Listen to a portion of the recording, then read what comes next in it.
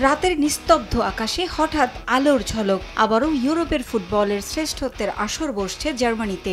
আনুষ্ঠানিক শুরুর আগে জমকালো মহড়ায় বিশ্বকে ইউরোর আগাম বার্তা পৌঁছে দিল আয়োজকরা। পশ্চিম ও পূর্ব জার্মানি এক হওয়ার পর প্রথমবারের মতো ইউরোর আয়োজক হচ্ছে জার্মানি। এর আগে সবশেষ জার্মানিতে ইউরো আয়োজিত হয়েছিল 1988 সালে এবং এর পরের বছরই বার্লিন ওয়াল ভেঙে একক দেশ হিসেবে জার্মানির জন্ম হয়। সব প্রস্তুতি শেষ করে ফেলেছে আয়োজকরা। এখন চলছে শেষ মুহূর্তের তুলির আঁচড়।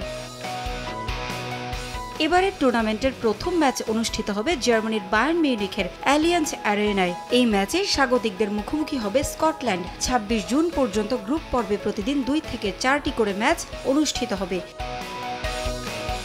শীর্ষ 16 ম্যাচগুলো শুরু হবে 29 জুন থেকে। ফাইনাল হবে 14 জুন বার্লিনে।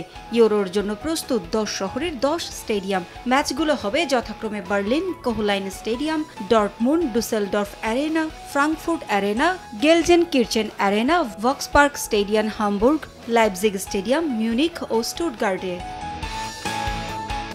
নগদে 500 টাকা বা তার বেশি পেমেন্টে পেতে পারেন ঢাকায় জমিসহ 20 কোটি টাকার পুরস্কার।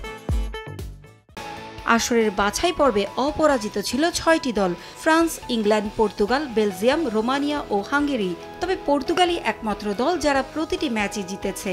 বাছাই পর্বে যোগ্যতা অর্জনের শেষ পর্যন্ত তারা 36টি গোল করেছে, হজম করেছে মাত্র 2টি গোল। একটি করে ম্যাচ হেরেছে স্পেন ও স্কটল্যান্ড।